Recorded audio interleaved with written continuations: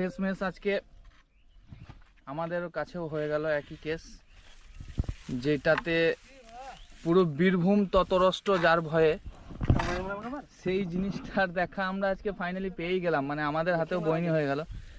যাই হোক, আল্লাহ রহমতে আমাদেরকে ক্ষতি করতে পারে নাই, কিন্তু আজকে আমরা ওর ক্ষতি করে দিলাম। জাস্ট সাইজটা দেখুন, একদম প্রায় 2 ফুটের উপর, পিওর রাসেল ভাইপার একদম।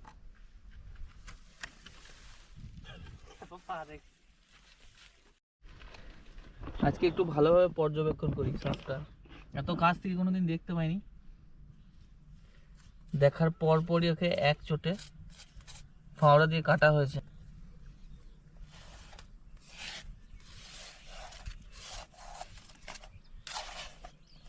ভারী কত রে!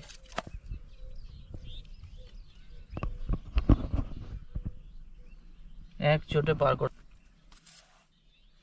যাই হোক, আল্লাহর অশেষ রহমত, ভাইজানকে বাঁচিয়ে দিয়েছে, না তো আজকে বিপদ হয়ে যেত।